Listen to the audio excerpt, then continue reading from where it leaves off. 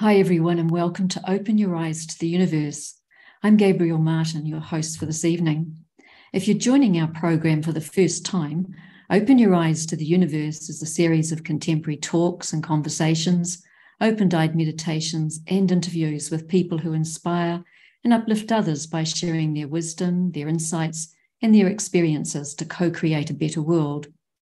And as we begin, the Youniverse team would like to acknowledge Aboriginal and Torres Strait Islander peoples as the traditional custodians of the land upon which we meet. We pay our respects to the elders of the past, the present, and the future, and we acknowledge their spiritual connection to country. And we also acknowledge and respect the wise elder within us all and the collective wisdom of all of those here this evening. Last month on Youniverse, we were in the company of professional dancer Associate Professor Jamie Redfern, based in Brisbane, Australia, and dance and fitness instructor Judy Rich from Calgary in Canada.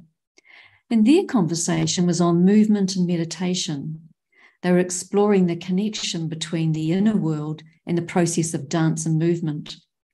They shared the interplay between themselves within the emotional landscape and the physical and the body-soul connection as they've experienced it in their careers in the world of dance. And you can check that episode out if you missed it, and Jan will put the link in the chat box for you. Well, here we are now, and we're nearly at the end of October, and I'm mindful that we are days away from COP27, the Climate Change Conference. It starts on the 6th of November, and it concludes on the 8th of November, the 18th of November in Egypt. And, we've been reflecting on what does it really take to care for our Earth, and what's the connection between my consciousness and our global environment. Tonight here on Youniverse, we're going to showcase a practice of sustainable yogic agriculture, which demonstrates the invisible yet tangible link between our thoughts and their impact on matter, and more specifically, food crops. We're joined by Dr. Tamasin Ramsay, and she'll be discussing her in-the-field research with us on sustainable yogic farming. Using Raj Yoga meditation as taught by the Brahma Kumaris, this ancient meditation technique was deployed and still is deployed for enhancing crop performance in farming. And her research describes a visit to Maharashtra and Goa in India during 2013. So that's just about 20 years ago now, by representatives from the Brahma Kumaris Rural Development Wing, and the Office to the United Nations. Her research explores the use of sustainable yogic agriculture and how the methods are being adopted with significant tangible and social benefits. Now, we've known about the power of positive vibrations for decades, possibly centuries, and the recent work of Masaru Emoto from Japan bears witness to this. He claimed that the human consciousness could affect the molecular structure of water, and perhaps you know his work. His experiments involved exposing glasses of water to various words and pictures or music, and then freezing the water and examining the frozen crystals under a microscope. Look, he hypothesized that water shapes itself differently when exposed to different thoughts, energies, and emotions. And this is because when we express any emotion, the vibrations emitted from our body coincide with different molecular matter around us, including water, shaping its energy in a symmetrical sense. Similarly, Dr. Tamasin Ramsay noted in her field research that crops can grow healthily using the power of positive vibrations and peaceful thoughts from our own minds. Let me tell you about Tamasin. She's a researcher trained in medical anthropology, and she has a background in paramedic science and the arts. She's also been a daily meditation practitioner with the Brahma Kumaris since 1984, and she's also a notable scholar on the movement.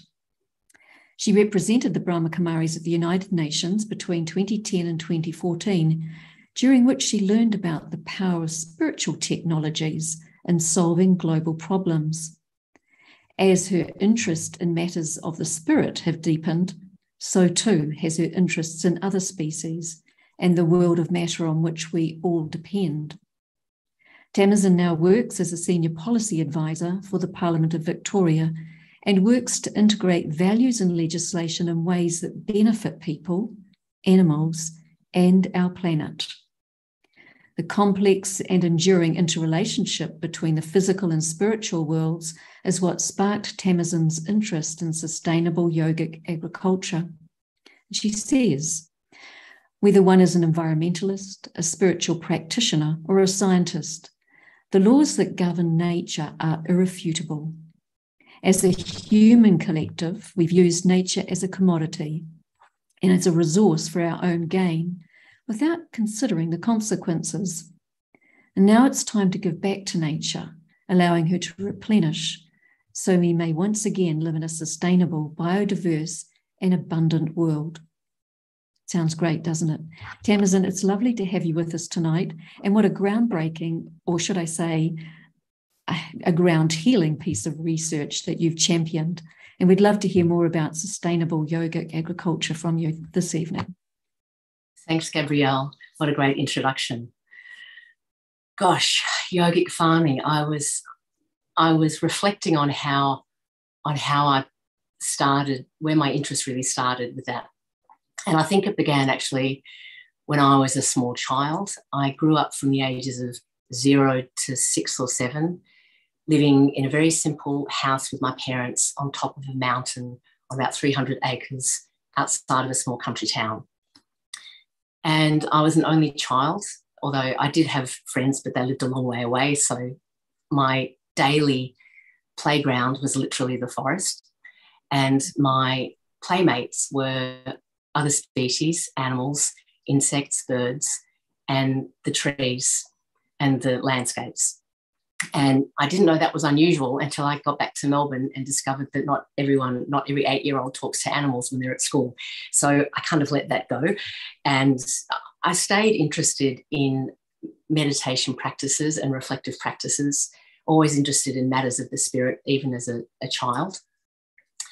And then when I was about 18, I came across the Brahma Kumaris and started it as a reflective practice, as a meditation practice for my own benefit, self-understanding, and because I wanted to be a better person in the world. But it wasn't until later that I started to think, it's fine to do it for myself, but how can we do it in a way that's really practical? And this thought came to mind when I worked as a paramedic. I was really interested in the health and well-being of people. But I thought, what makes us resilient during times of trauma? What's the other stuff, apart from the clinical stuff, that really matters, that really affects our experience, shapes the world around us, and helps us shape the world for others? So that took me on to into medical anthropology, and then I did research in India. And it was around that time I came across the practice of sustainable yogic agriculture. And it was interesting because, often, even at university, I was taught, well, there's the practical side, the logical, rational side, and then there's the spiritual side, and they're considered very separate. But the more I studied my own spiritual practice and the more I opened to that in my academic research, the more I learned about Advaita Vedanta, on which the Brahma Kumaris has that history, and that's a non-dualistic practice, meaning we don't really say this or that, we say this and that. So it prevents compartmentalization. And I also found out more about Indigenous practices in Australia, and that's also very non-dualistic. Everything is included. There's no separation. There's no siloing off. There's no bracketing out. And so it was when I was doing my research in India that I started hearing these mutterings about yogiketi, which is what they call it there, which is sustainable yogic agriculture or farming. And it was very informal how it began. So it began in Maharashtra, in Sirohi, and not Sirohi, anyway, something like that. And as I understand the story, there was a young brother there who had been bequeathed some land by one of his ancestors, father or grandfather. And it was about an acre, and he couldn't grow anything. It was dry, it was barren, no seeds would germinate. Like, it was just, he was really distressed because he came from a farming family. He's like, what do I do? It had chemicals on it. It had had bad seed put on it. It was really bad. So the sisters at the centre said, look, if you can't grow anything, why don't we just go and meditate there? Sit there and meditate. And he said, well, no, okay, fine, do what you want to do, but nothing grows there.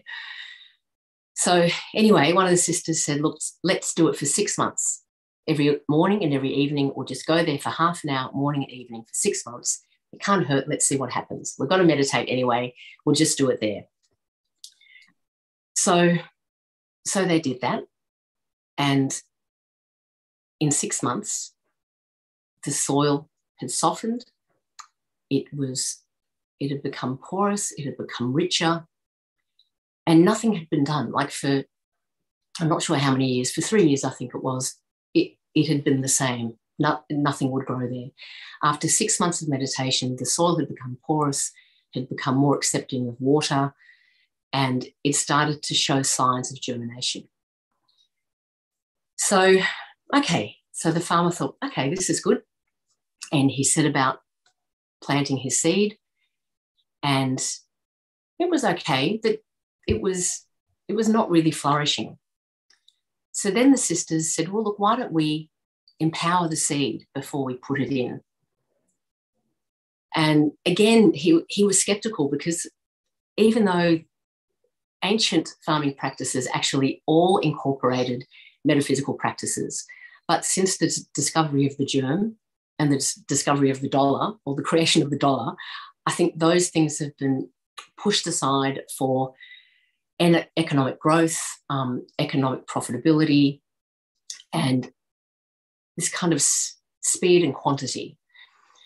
So the farmer was a bit, he'd been used to using chemicals, and he was a bit doubtful about what it could do. But anyway, the sisters set up a program. So they would empower the seed during early morning meditation. Then they suggested, well, during the sowing of the seed, we should also have a spiritual consciousness. So then they would sow the seed with a particular spiritual consciousness. And then, okay, what do we do when we water the seed? That should also be with a spiritual consciousness. So they would establish practices, spiritual technologies, if you like, I like to call them that worked as an input, just like we use organic compost, we use water is an input, seed is an input, organic compost is an input. So too, metaphysical application is also an input. We can't take ourselves out of farming. You can't take the farmer out of the farming. So, and this is something that then developed. The farmer, the sisters particularly said, look, you are part of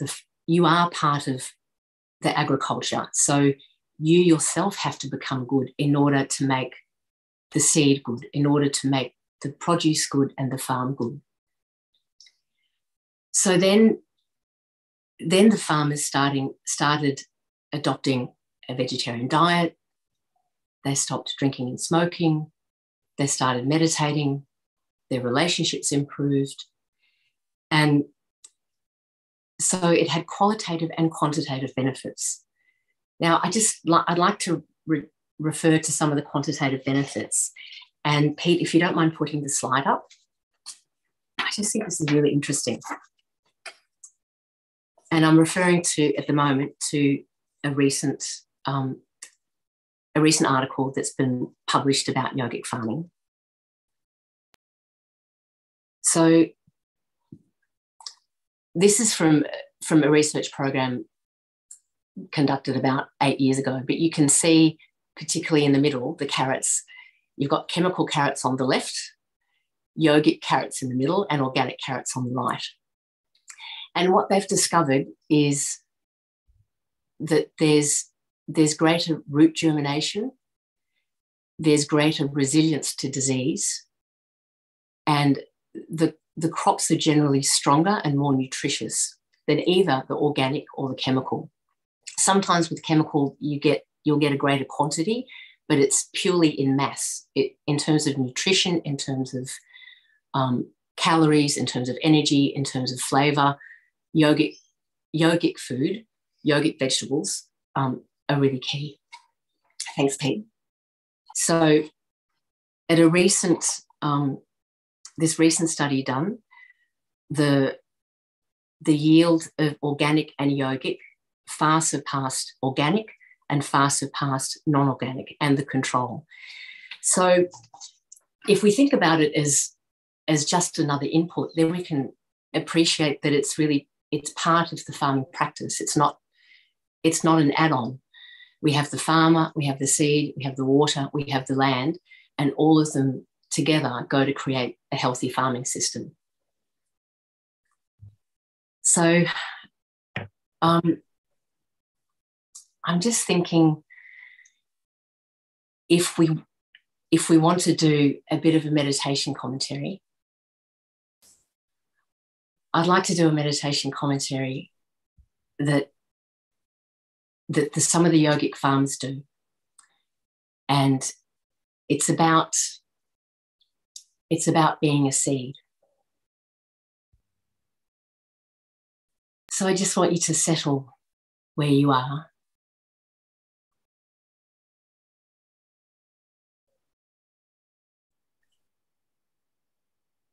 And just bring your attention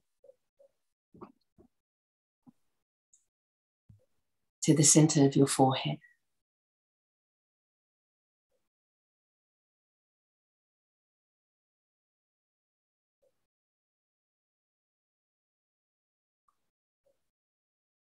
Just imagine that you are there, you, the soul, the living being, as a living seed.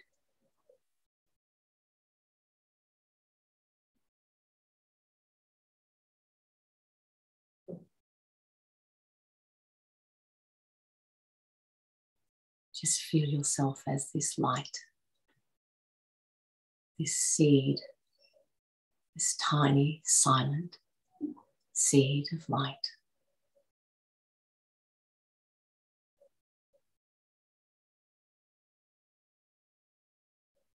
And you can also be aware of yourself in this temple body.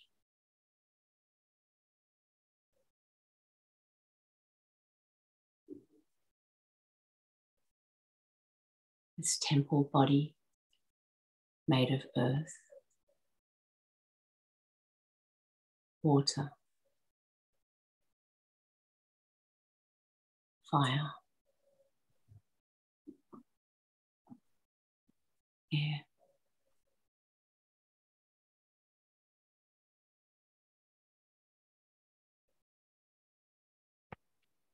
And just imagine that the water element of your body just gently leaves and returns to the rivers and the oceans from whence it came.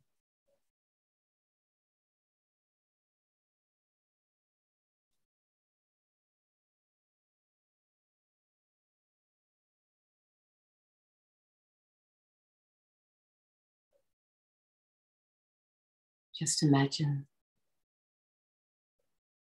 that the air element of your body returns to the wind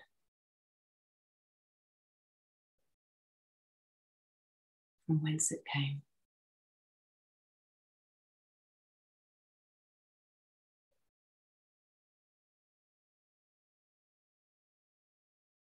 And the fire, the heat within your body becomes cool and leaves and returns to the sun, from where all warmth first begins.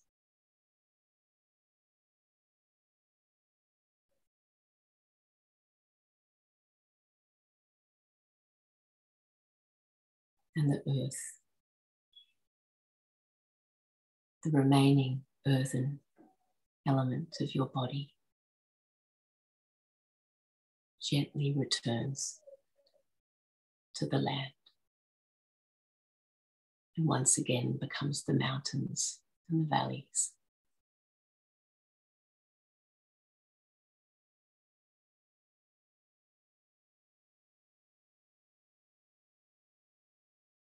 And so here we are,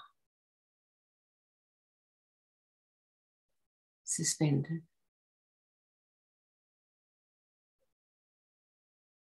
tiny seed of conscious light.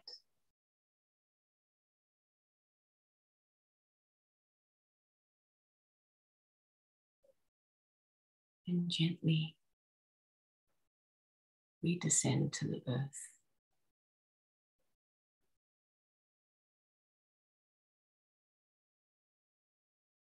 As we touch the earth, as I, the seed of light, touch the earth, I gently sink within that earth. And I go about a couple of centimeters down into the earth.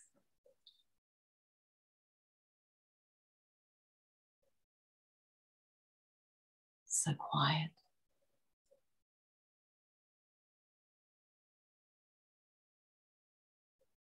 So still.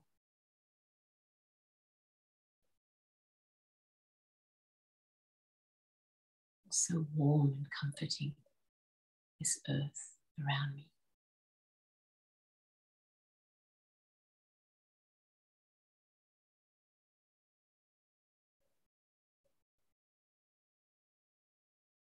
And as I rest here, I start to feel this gentle ray upon me. This gentle trickling of rain.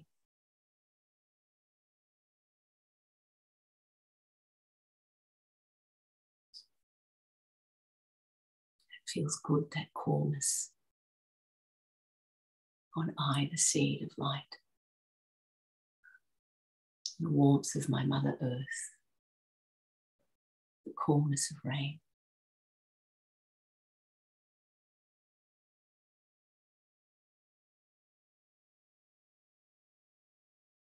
And I feel this warmth coming from above. Oh, makes me feel bright. My mind brightens. I feel full of possibility. Still silent and radiant, but I feel the urge to explore this gentle calling to rise. For I, the seed of light, just reach above with my mind. Gently reach above the soil. I look out. Look at this wondrous land around me.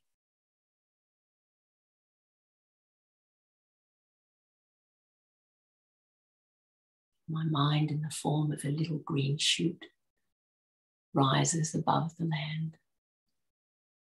I can feel the wind.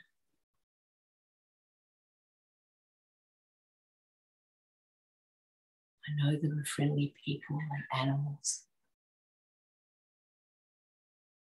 Someone is thinking well of me. I feel stronger. I feel confident. I know I will be well.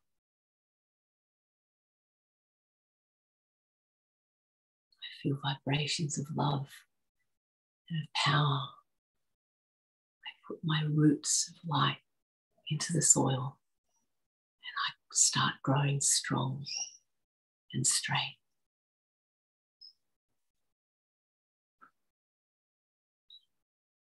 I continue to grow up to reach the sun, feeding on these beautiful vibrations of love and power and care and potentiality, pure potentiality.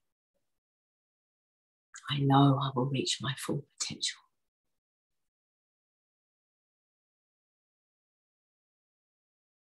I grow strong and straight and tall, my roots firmly in the earth, reaching up to the sun.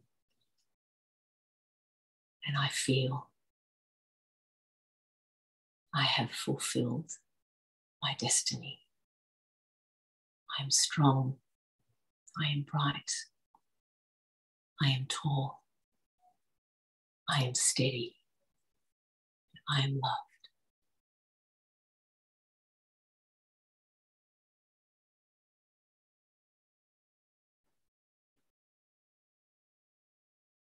All shut.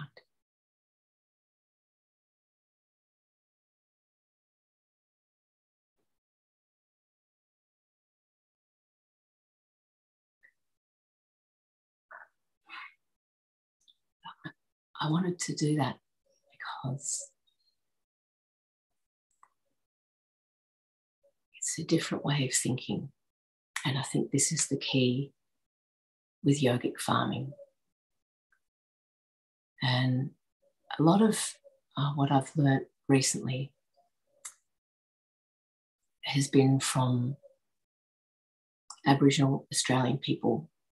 And I want to recognise some of those mobs, as we call them, respectfully.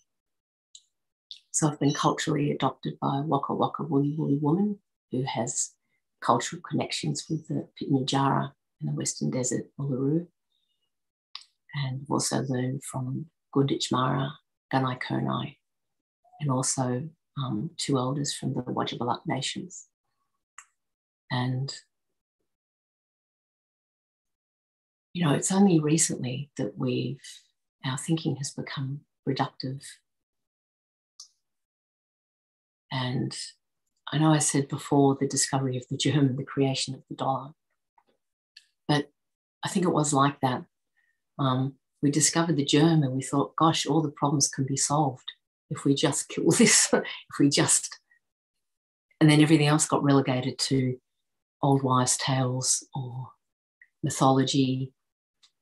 But, you know, these traditions have sustained these traditions of mind matter, which the Western paradigm of science is just coming up to. Have been around for a long time. And it's natural for us to do that. So with yogic farming, it's a great way to, first of all, change our perspective. We're used to seeing out there everything from our point of view. Even when we try and look at something from another's point of view, it's from our point of view. But with the Indigenous way of thinking, and I want to refer to a book called Sand Talk by Tamasin Yankaporta, and maybe we can put it in the chat box. And this book is called Sand Talk, How Indigenous Thinking Can Save the World. And he uses this beautiful analogy, Tyson, where he says one hand is a piece of paper and then the other hand with the fingers spread out above it is the cultural view through which we look at everything. And in that book, he refers to the drawings that his people would draw on sand. And this is how they understood everything. Everything was multi-directional and everything had multiple perspectives. So, for instance,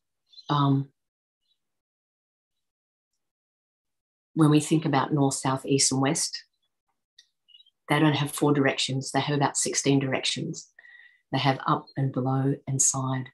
And if you want to know what it means, if you want to know what it means to see someone from something from someone else's point of view, you have to become that someone. So this is why I wanted to do the meditation of becoming the seed and receiving that positive energy. Because in non-dualism, it's not that on one hand, everything is connected, but that doesn't mean that everything is the same. It's not that we lose our individuality, but what we do to another, we do to ourselves. So what we do to the seed, we're the first beneficiaries of that. So these farmers, sustainable yogic agricultural farmers, okay, they're empowering the seed, but the first one to receive the power is themselves. So they're the first ones to benefit. And so, and also if we imagine ourselves as the recipient, if we imagine ourselves as the seed receiving those vibrations, then I think it gives us a feeling or a flavour of what yogic farming is. Because we can understand it with the intellect, but it's a heart-based practice. So if we look only for the intellectual, then we miss out on the non-verbal. Again, in Aboriginal Australian traditions and many other traditions, we've all got our own earth traditions, actually. It's just we talk about Aboriginal Australia because it's more recent. We can see it and know it more recently. A lot of the Didiri is deep listening, a Pitjantjatjara word, I believe, meaning deep listening. There's a lot of being still, watching,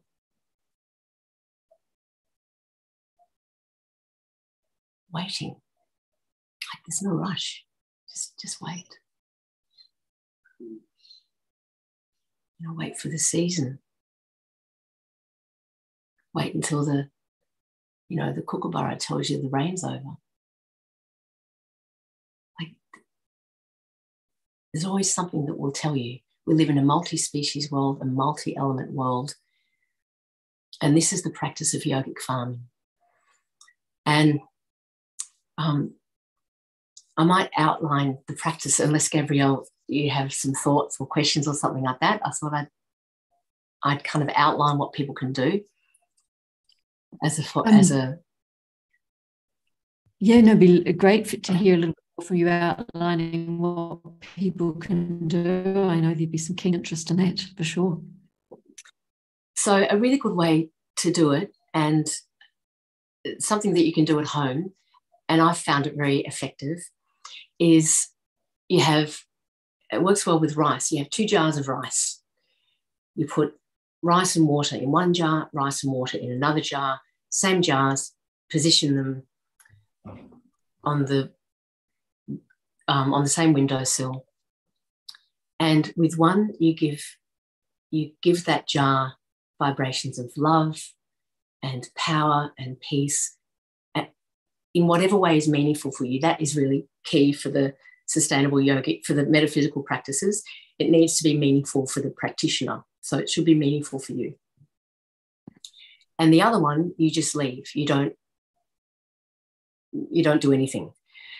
And it's interesting to see what happens within a week. In my experience, what happens is that the one that's not getting any attention degrades far more quickly. The one that is getting love and positive vibrations and positive intention remains good for much longer.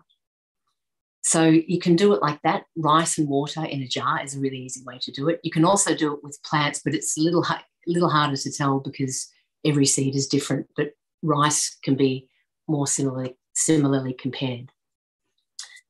So that's just something that you can do. And it's quite affirming, because when you do that practice and see the effects of it, then we realise the power that we have as practitioners of spiritual technology. It's all Wi-Fi, we have no doubt that Wi-Fi works, although sometimes our Wi-Fi doesn't work, but, that's all information flying through the air as well.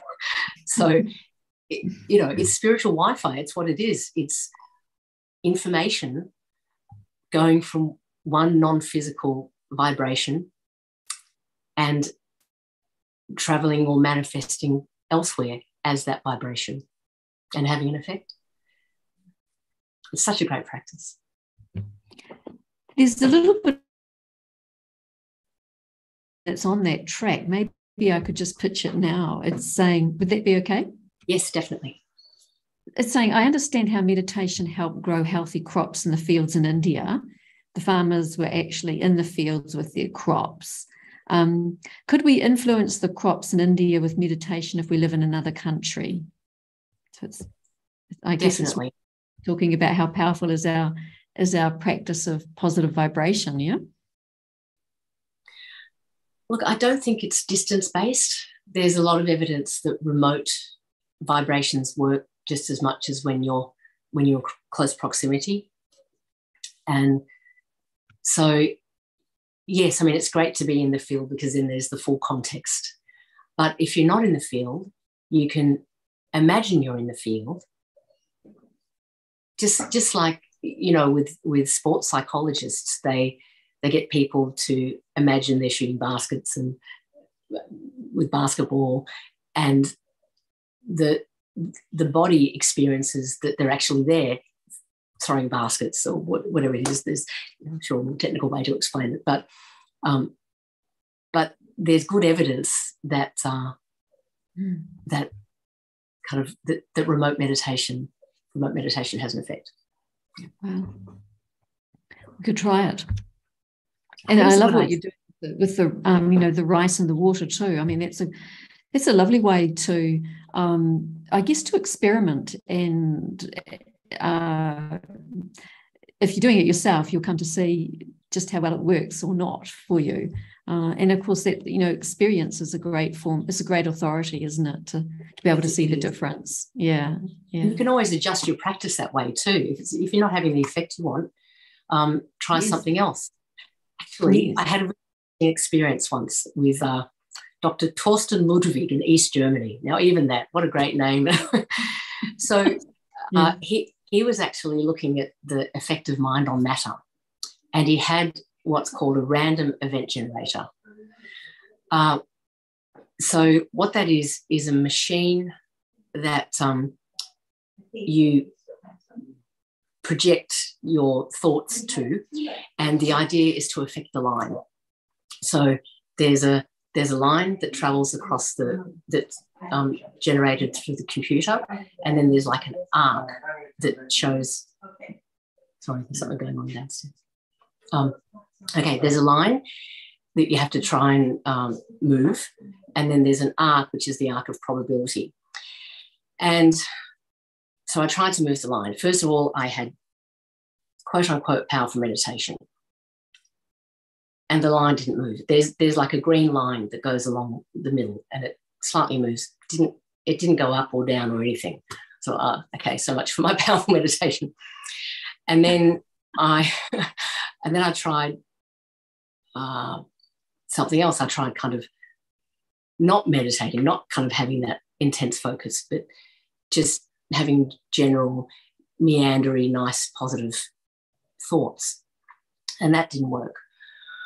Oh, okay. I'd meditated for 20 years or something at that point. I was getting concerned. So then what I did is I looked at this little green line. I thought, oh my God, that green line, it is so dear. It is like a little caterpillar. And I felt all this love for this green line, this little green line, as it was squiggling across the screen. It was like this little green caterpillar. And my heart became filled with love.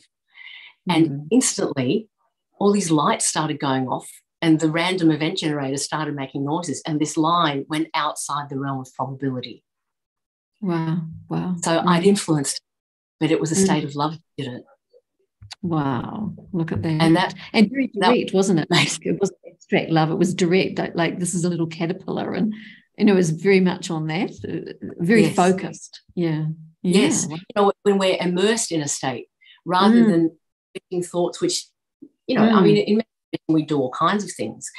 And sometimes it's good to, have full concentration and, we do a variety of practices. But it's this being immersed in moments of love, consecutive moments of love, is what made the line move. That had such a profound effect on me and how I meditate and how I understand sustainable yogic agriculture as well. Yeah.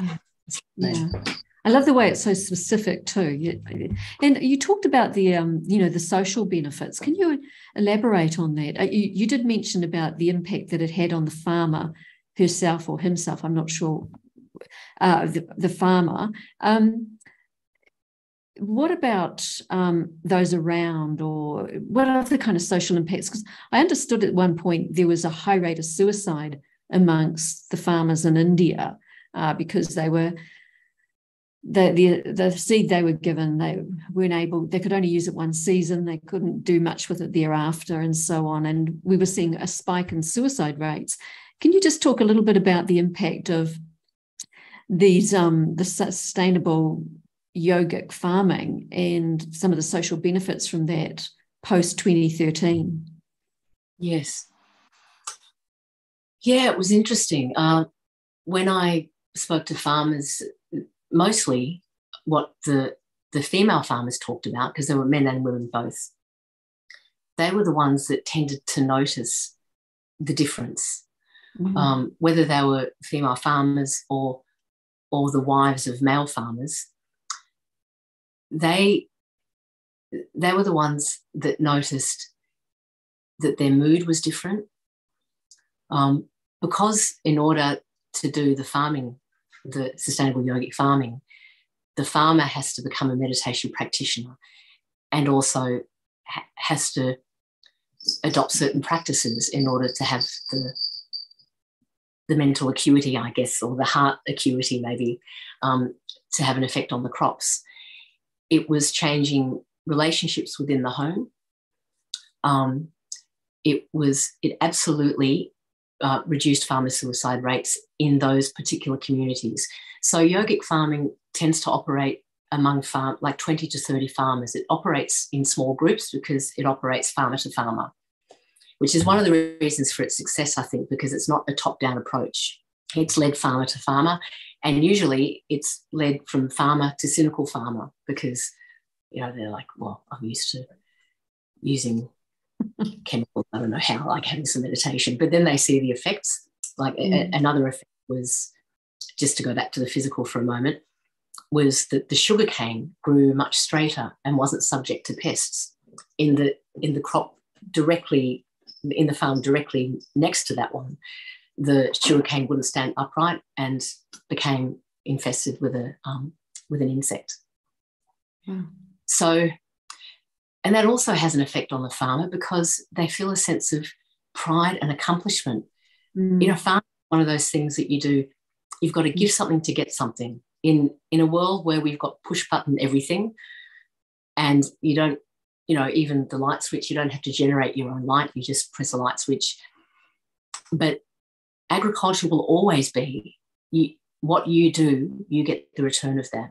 So, I mean, imagine, no wonder there was a suicide problem. They're putting in seed, but as you say, bad seed that doesn't regerminate. They can't seed save.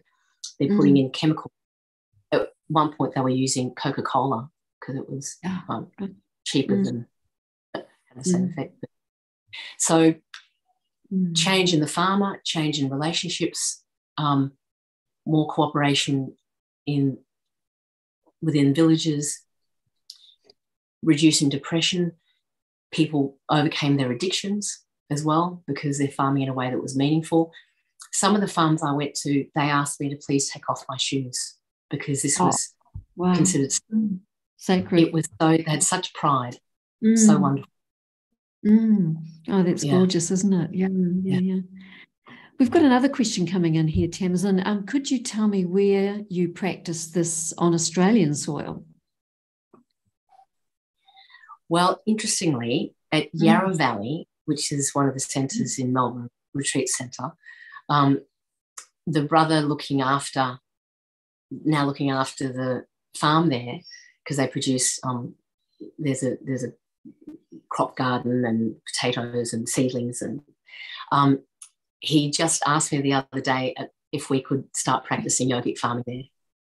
So we are going to start implementing a proper study where we have a yogic farming plot and a control plot. We won't do chemical because we don't want to do that anyway. So it'll be fully organic, but one will be with the yogic input and one will be without the yogic input. So we will be starting that at Yarra Valley. There may be people doing it formally, but we hope to establish this as a formal study. And of course, I mean, Australians can start it whenever they like, can't they? Like if you're really interested in it, just by listening to this, you can get to understand what the essentials are and begin it yourself. Indeed. And experiment with it. There's a website, actually, if you would mind putting the website in the chat. It's yogiketi.org. And I think it's an Indian-based website, but it's in English, and it has all the documentation, all the studies, all the practices. It's a very good resource if you want to begin somewhere. And I think there's quite a bit now online about it as it grows. And, to have 2 peer-reviewed studies now is excellent. And I think people are ready for it, because every industry has to change what they're doing and how they're doing what they're doing, whether it's transport, whether it's industry, whether it's education, whether it's private business. Agriculture is one of the big ones. And, this is a great way to empower communities, to enrich people, to change people's, to get the best out of people, and for people to be the best of themselves, and to work small scale collaboratively and really have an impact. And local stuff, it's good, isn't it? Yeah. I mean, it builds community. There's so many benefits in, isn't it? You're building community. How do you see sustainable yogic farming in the future, Tam? Look, I think it has a huge potential. I think a lot of things grow from the margins and become centre. You look at what it meant to be a vegetarian in the 1970s, it was a pretty wacky idea. Now, whole food plant-based diets, being vegan, is quite mainstream.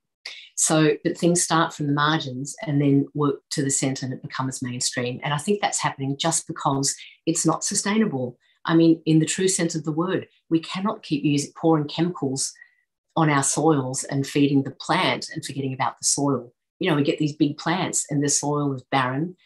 The plants have less nutrition than they can potentially have. And we need more nutrition, not less. We need more plant food, not less. But we need farmers to have good livelihoods and to be well in themselves and to create healthy, positive communities. So I think it's really got great potential. Yeah. And I love the impetus might be, crops and to get a better crop, but actually it begins with you. I love that way of that it's not just about an object, it's about a connection. And the first connection is with yourself and moving out from there. And I love the way it breaks down that duality as well. Hey, look, I'd like to have a little look at some places in our world where we're seeing respect coming in big time for mountains and rivers. And Pete, if you'd like to put this slide on, you're going to see a photograph of a mountain and a river. And the mountain is Mount Taranaki in Aotearoa, New Zealand, and the river is the Whanganui River, also in New Zealand. And the question is, beautiful looking, aren't they? And the question is, what have they got in common? What is significant about these two beautiful pieces of nature, of the environment? I don't know, have a little think about that. What's happening there? Why am I showing this particular slide? And I could have shown actually other rivers around the world too. I think there's a couple in India that have a similar status. And the answer is this, and Peter will put that on the slide in a minute, that these non-human entities have the same legal rights as a human being. So each has a legal personality in their own right. And what this means is someone abuses or harms them, the mountain or the river, it's the same legally as harming the tribe. So you cannot pollute without huge consequence. So it's bringing on the sense of very deep kinship between nature and human beings, or the species of human beings, and seeing that, it's time to start really rethinking and renegotiating the whole way, and bringing in this element of respect that we have with our land. And Tamasin, that's something that you touched on earlier in your conversation with us. Can you say a little bit about that? What have you noted in that area? And you might have noted this in your work now in Victoria, the policy work that you're doing there. Yeah, it's interesting. So I work as a political staffer for Andy Medic for the Animal Justice Party. He's the MP for Western Victoria. And one of the things the Animal Justice Party tries to do, and this is just to describe, obviously it's not a political thing, but one of the things that we try to do, and it's reflected in community sentiment, is to make the world a better place for non-human animals. Our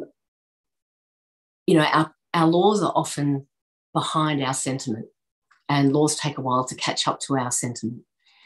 So at the moment, animals are property, and similarly, landscapes, rivers, they're seen as commodities and resources to be used at our whim. And it's so interesting, Gabrielle, you speaking about those landscapes and their rights as living entities, because they are living entities. They're living differently than we are, but who's to say what life matters more than another life? I don't feel it's meant for me to say at all. So, yeah, one of the things that we look at is recognizing that everyone is different. Species are different, but just like we have racism and sexism, there's also speciesism. There's the idea that there's one species that's superior, just like we thought there was one race that was superior for a little while, and maybe a gender that was superior. And based on that false notion of superiority, that means you can exploit others at your whim. But the more we find out about living landscapes from our Indigenous people, who have the knowledge more at the front of their minds than many of us, the more we see that we cannot live without these landscapes. We are interdependent.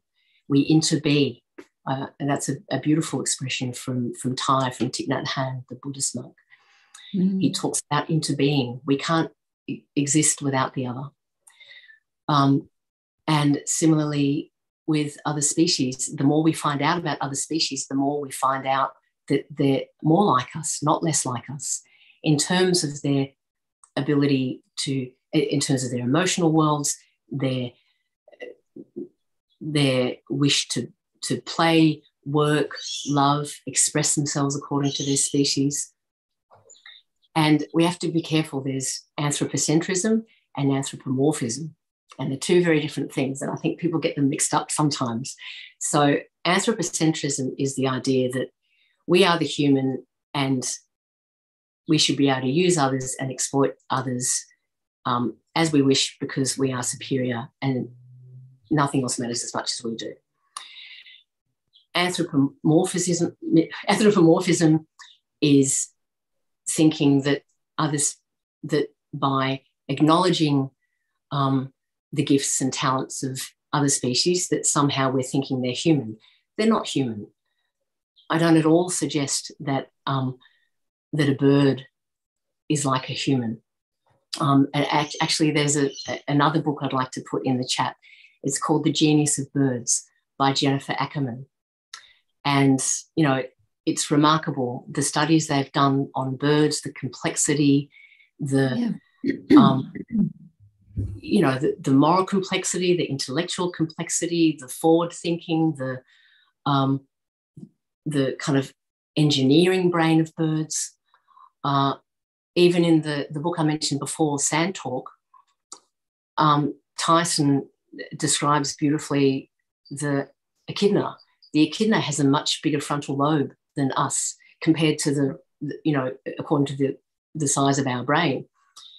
So what does that say about the echidna? Do we say the echidna is superior to the human, or do we just say we're all here together?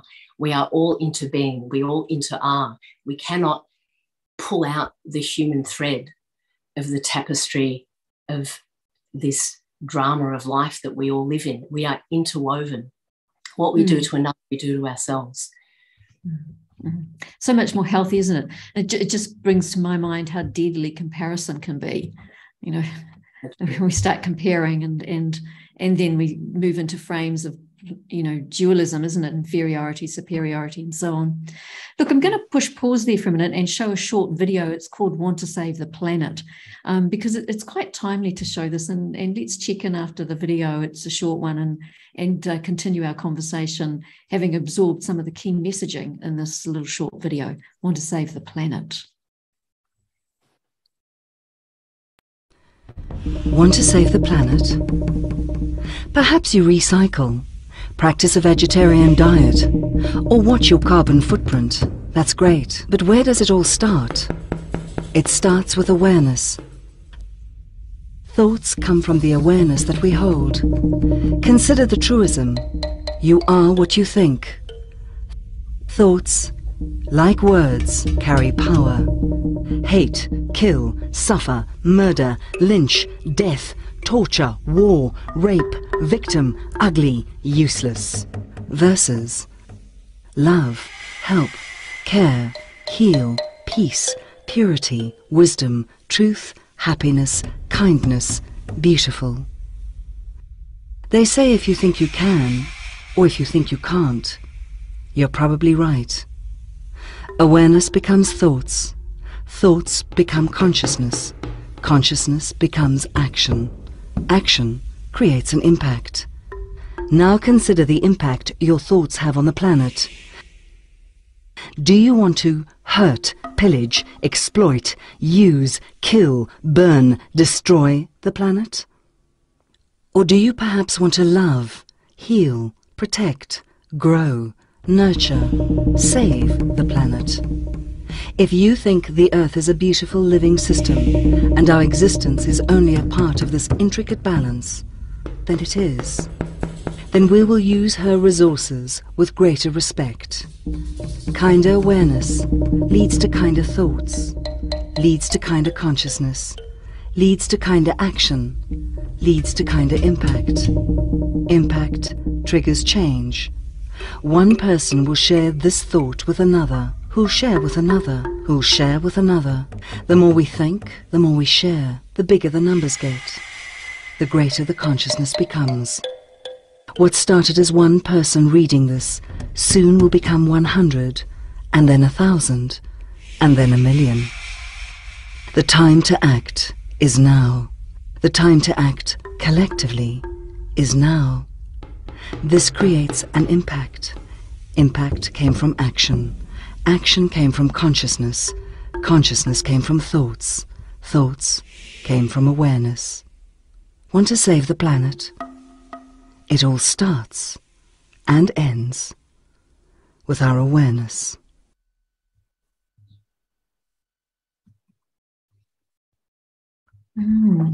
I'm sort of thinking of that video, that short, the key messaging in that video, and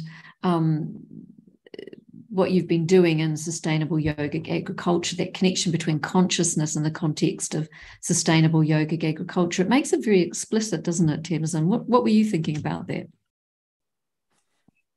Yeah, it just makes me think, you know, we underestimate the power and the capacity of who we are as one being. There's so much, there's the idea, I'm just one person, what can I do? But again, it goes back to that interbeing.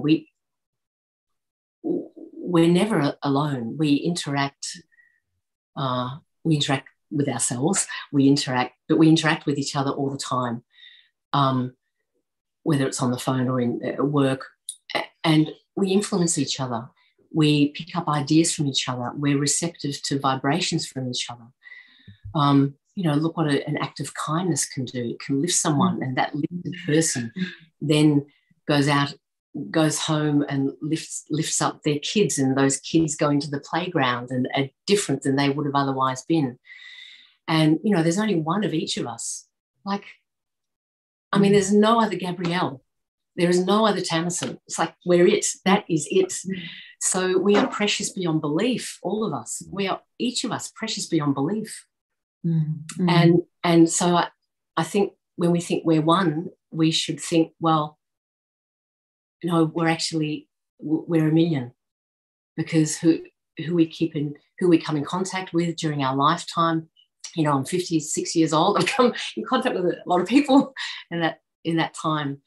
And the possibility of bringing in a much better world through just my one life is greatly possible. And if we each take on that challenge, we don't have to stop. We don't have to solve all the world's problems. All we have to do is just live our life the best we can, live as kindly as I can at every moment, without exception, not just when it's easy, but just take on that task.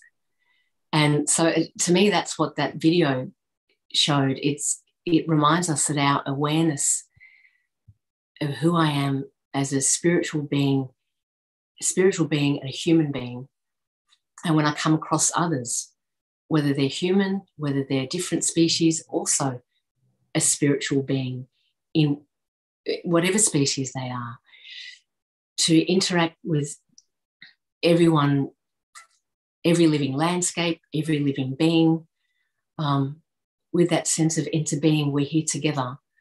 I really think that can change everything. And people think, well, not everyone, but some people may think, oh, that's a soft thing. We've got to, it's all about numbers. And I don't think it is, because that hasn't worked. I think it's in us. We can do it. Yeah. It kind of started with us, didn't it? So it's got to come back to our responsibility as well. And it makes it so achievable when you think actually it's about my consciousness, my awareness, and the big impact that's happening all the time. In that sense, I think it makes it very achievable. And when I think that, COP27 is coming up and they're facing some major issues in a very global way as they, consider and negotiate in Egypt. In your view, what needs to happen to the COP to make it successful, Tamasin, in the light of the kind of research you've been carrying out? Well, big question, I know. Well, it is a bit, but what I used to, the secret thoughts in my mind when I used to go to COPs when I was representing the UN for the BKs, I think we should get everyone out of the rooms, take off their shoes, cut off their ties and mess up their hair and get their feet in the earth. I think that would change everything. We go into these rooms that are totally divorced, they segregate us all, meaning, our conversation is not what it would be if we were sitting on country, as we say here in Australia. Indigenous people here, they say, if you want to talk to us, come and sit on country. It's got to be a different conversation. You can't have the same conversation under fluorescent lights, in suits, drinking out of styrofoam cups or whatever it may be. So I actually think that has to happen, a version of that. Your thinking changes dramatically, doesn't it, based on that kind of environment? I mean, I was at the Small Island Developing States United Nations conference in Samoa. It must have been 2013, something like that, 2014, 2015. And look, it was remarkable because, it must have been by about day 3, people were out of their suits. They were in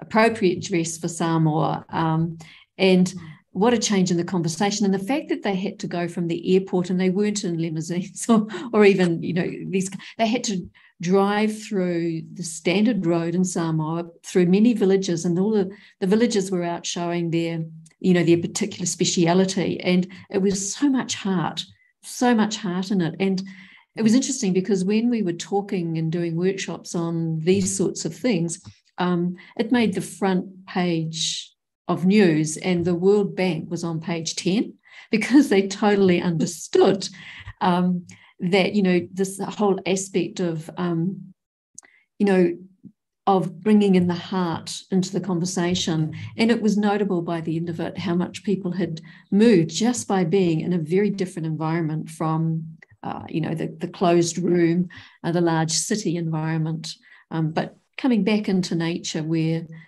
we need to be if we actually want to really contribute to changing our planet for the better. Yeah, it was quite remarkable.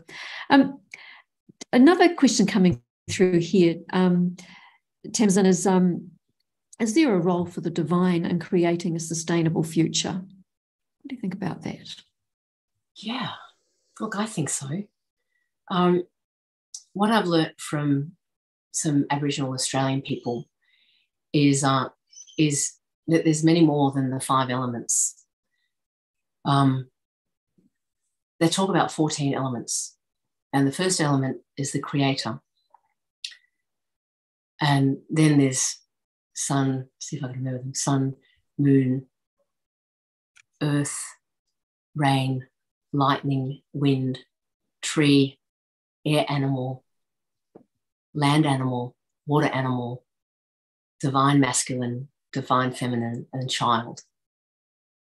So these are all the elements we talk about. We've got the 5 in a kind of Western paradigm, which leaves out most. But the first one is the creator, and then even the child. The child element brings it back full circle because the child is the creator of the future. So I think most people have a sense of a creative energy, whether we see that one through a philosophical lens or a religious lens or an earth-based lens. Whatever lens is meaningful for us, it's just, you know, I sometimes think of it like a diamond. You've got different facets of the diamond, but the diamond is one thing, but we view it through, maybe it's like Tyson said again, you know, you view it, you've got the paper and you view it through a different cultural, religious, historical, philosophical lens. Whatever's meaningful, you know, we're all so different. How do we even compare at all? One of us to another one of us. We have to connect with the creative energy, that creative spirit, in a way that's meaningful for us. And for me, I believe the creative spirit is also light, is also a seed of light, is fully adorned with all powers and gifts and beauty, and it is the ocean of love. And that love is available to us at a moment. And by re-establishing that relationship, we can heal whatever needs to be healed within, and we can heal whatever needs to be healed without, and we can bring about a better world. Yeah.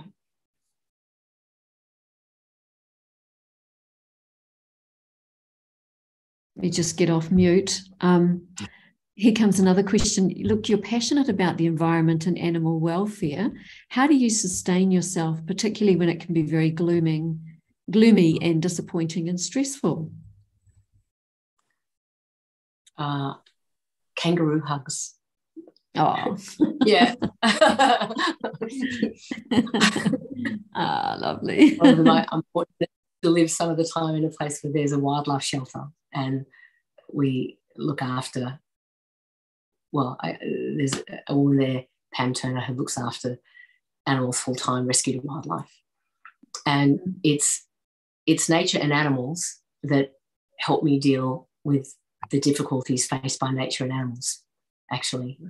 And I don't see that as separate from my spiritual practice. I did for a long time. I saw my spiritual practice as separate from my body, as separate as like I had to go beyond.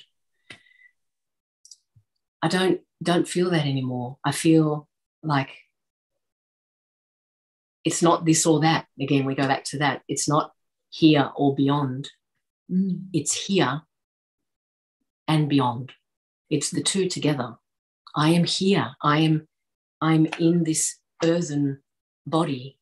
I can't, unless I die, the soul can't leave. I leave, that's what we call death. I'm integrated. I'm influenced by the body. I communicate through the body. And so, yeah, I mean, that's how I see it now. Yeah, so out with dualistic thinking. Get rid of the either or and in with the and. Yeah, I think so. That's it hasn't worked for us very well. We siphon things off. Even at the UN, when we were looking at the MDGs before we did the SDGs, one of the great criticisms was silo thinking. We looked at the MDGs as separate siloed goals, and it didn't work. So what do those acronyms mean for our audience? I'm sorry. Yeah, sure. The Millennium Development Goals, which were the goals we wanted to achieve at the year 2000, and then Sustainable Development Goals, which were, because we didn't achieve the MDGs, we thought we better get some SDGs and try them. But one of the critiques has been the compartmentalization, and that we have to look at things as a whole and integrate. Yeah. So good. Look, this whole aspect around living simply and living sustainably, what are some of the ways, in your view, that we could live more simply? Some really practical things that we could live more simply. I think the world has so much stuff in it. We don't have to buy retail. I mean, we don't need to buy anything.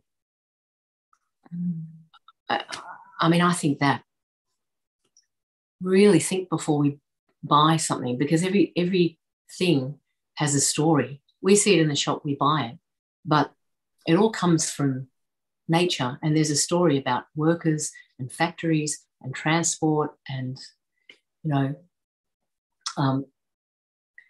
I also think, I mean, I have to advocate for a plant-based diet, because an animal-based diet is destructive. I mean, apart from the impact on other beings, when you think of the breeding, the rearing, the watering, the insemination, the antibiotics, then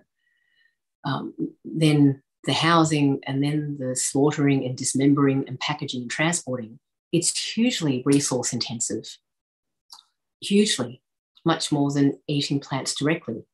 Most of the crops we have go to feed animals who go through that process before they're killed and end up in our supermarkets. So I think that is also, essentially a vegan diet is a peasant diet. It's village food. You eat what you grow. It's essentially that. And I mean, another way is, it's those simple things. It's reusing things. It's composting. It's, it sounds silly to say using, not getting another bag. We just have to say no. People will give us a bag and we take it, but we just have to say no, because in place of the one we've taken, another one will be made. Like, we're part of a continuum. And that interbeing attitude, I think, really, when we feel we're part of a collective, then our role in the collective, in my experience, we become much more cognizant of, and then we know the impact we're having. Otherwise, if it's just me, myself, and I, we don't really think about it. But that attitude changes through a change in awareness and through practices like yogic farming, where we have the possibility of applying spiritual technologies into a practical kind of environmental activity, seeing the results, getting that confirmation of those results, changing as a result, and then becoming different, and then that changed awareness coming out again as a practitioner. Yeah, that's lovely. Look, thanks, Tamasin. I'm wondering if you could lead us into a second meditation, like wrapping all this up together and taking us on that journey so that we can feel empowered to live more simply. I'd be very happy to. Lovely. Thanks, Gabrielle.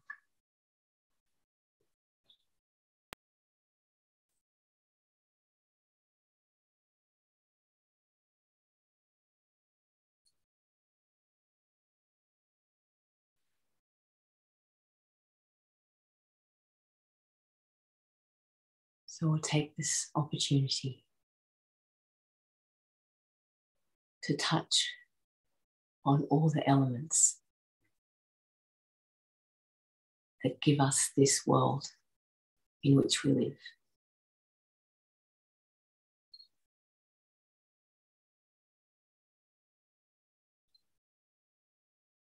The creator energy, in whatever way is meaningful for you. Just to give thanks for that energy of creation, without which neither you nor me would exist.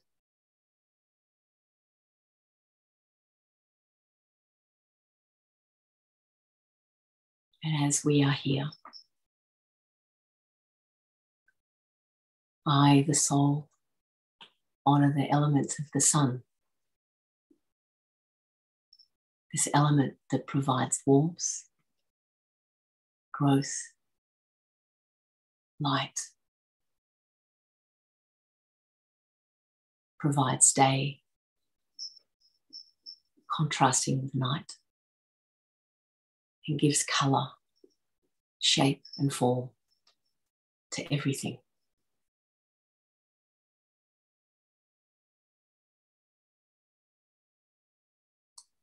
And I honour the moon with her cool light gives rest to the forest, gives a contrast with the day, and provides a cool energy, affecting the tides and the waters in our bodies and on land. I thank you, moon.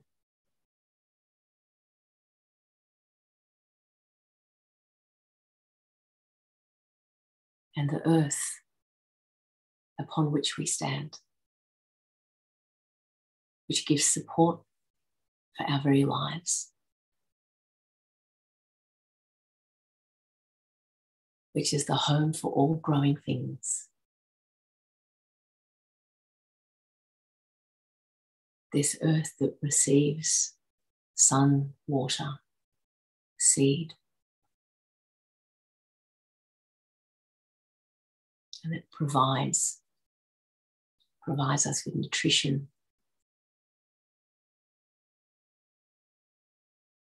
that provides us mountains and valleys. Thank you, earth. And the earth receives the water of the rain that comes as clouds, the water in the oceans, the rivers. I, the soul, thank you, rain, for you exist also in my body.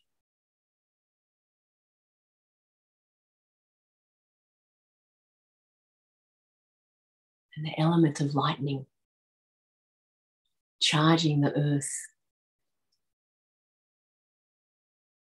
providing minerals to the earth, rebalancing, energizing, fertilizing, bright and powerful, spontaneous. I honour you, lightning.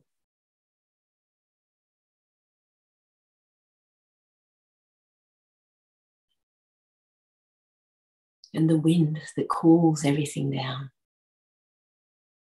that moves seed from one place to another place, that provides relief and calm. My dear wind, you give me my very breath which is life. I thank you greatly, wind. Thank you.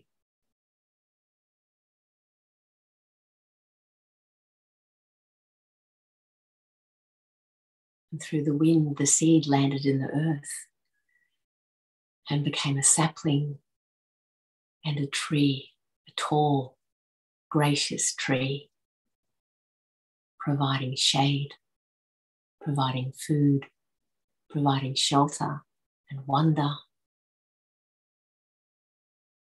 playground, a home. You wondrous trees, the elders of the forest, the guardians of our planet, providing oxygen for all of us.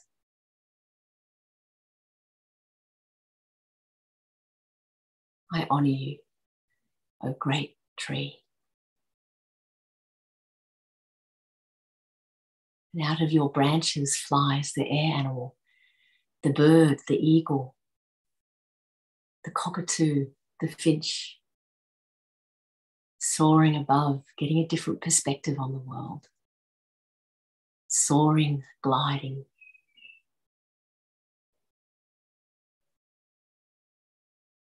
Feeling the wind beneath my wings, beneath your wings.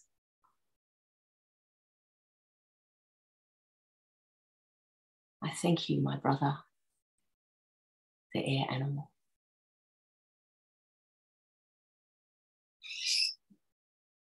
And then the land animal,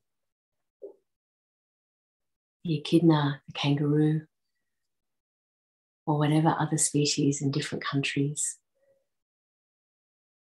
The kangaroo reminds me to take care of myself, to look after my clan, to rest when it's time to rest, to play when it's time to play.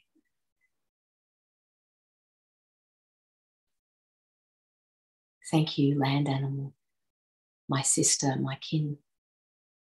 I thank you.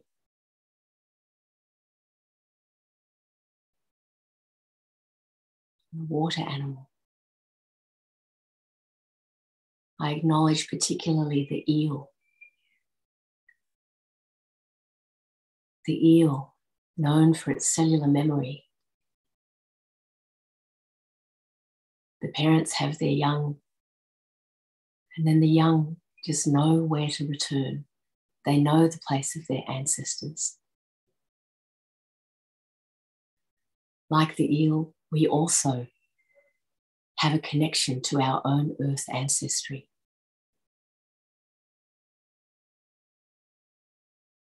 I thank you, eel and water animal,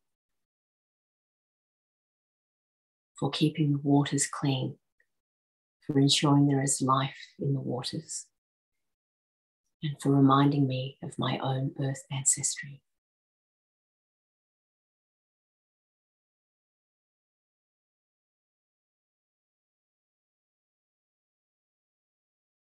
The divine masculine, the energy that provides and protects. Thank you.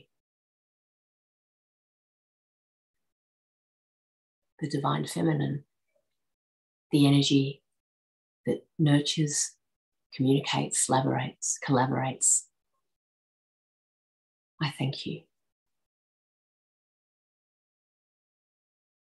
And finally, the new creator, the seed of life in the form of the child. I bow to you, O child, O future creator, forthcoming generation.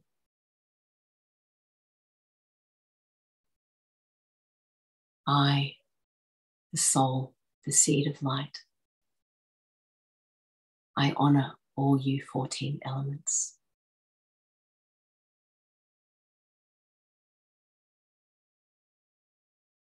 Om Shanti.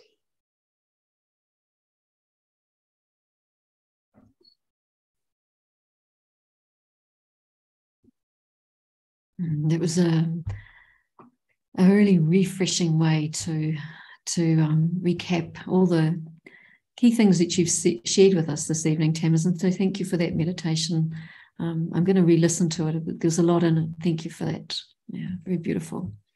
And Tamasin, I'd also really like to thank you for, for your courage and your innovation and your insight, for taking up a research topic on a fairly dismissed field of inquiry, that being the impact of vibrations, and in your instance of crop growing, but it moves more widely than that, the impact of vibrations on everything. And you gave it agency, and you brought it to international attention, and and thereby, by placing it front and center as a method for co-creating a better and sustainable world. So our big thanks to you, Tamasin, for that piece of work and for your ongoing commitment to sustainability and a better world and an integrated world. Our thanks, our blessings, and Tamasin, our love to you. Thank you.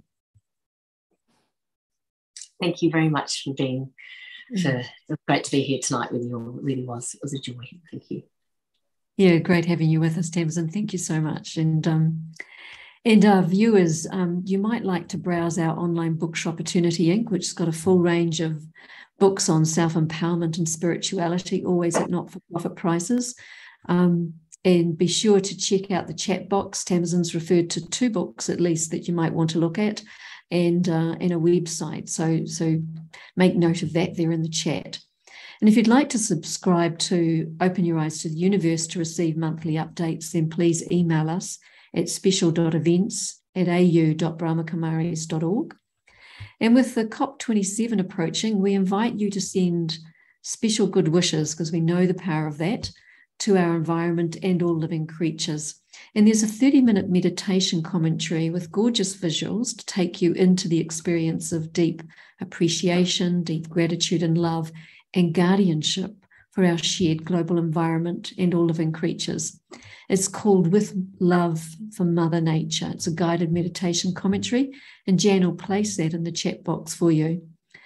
You might want to share the meditation with friends and family and do it together. In fact, you might like to invite your friends and family to do the meditation together, and wouldn't that be lovely? And finally, I'd like to tell you about our next episode of Open Your Eyes to the Universe. It's scheduled for Saturday, and it's the 26th of November, starting at 7 p.m. AEDT. And we'll have 2 special guests, and they'll be sharing a conversation about authenticity. So join us on Youniverse next month on Saturday, 26 November, 6 p.m. We'll be closing out tonight, or as we close out tonight, we're going to leave you with a video on it's called Creating a Peaceful Footprint. It's a very empowering kind of video, so something for you to consider as we close out tonight. Something we can all consider if we want to live in a better world, and if we want to really live with harmony and respect for all living creatures and for nature. So until we see you again in November, may you live simply and sustainably so that others can simply live. And in this way, we can create and co-create a better world. Om Shanti.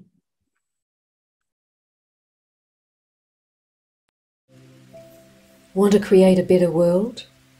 Want to live with security, belonging, peace, justice, understanding, and respect for all people, all living creatures, nature, and the environment?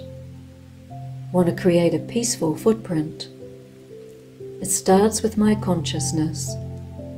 Peaceful consciousness leads to peaceful thoughts.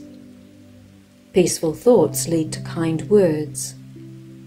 Kind words lead to respectful actions for myself, for all people, for all living creatures, for nature and the environment. Om Shanti. We may have come from many different countries and cultures. Within our hearts, I think we hold the same vision of a better world, of greater security, peace, justice, understanding, and respect for all people. Houses can be built with the bricks, but it is what is in our hearts that builds a lovely home. Once we have seen in the eye of our mind that such a world can and should exist, Make it happen.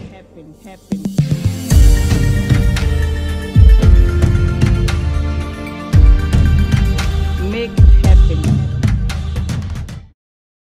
We can make it happen when I stop taking and consuming more than I need and start giving and receiving. When I stop reacting to others and start responding and serving. When I stop measuring and transacting and start collaborating and sharing. When I stop competing and start cooperating. When I stop depending and start being interdependent. That's when I create a peaceful footprint. And our world becomes a place of giving, receiving, responding, serving, sharing, collaborating, cooperating, a place of interdependence. Individual action creates collective action, which lead to collective impact. My peaceful footprint creates a global peaceful footprint. Want to live in a better world? It begins with my peaceful consciousness and my peaceful footprint.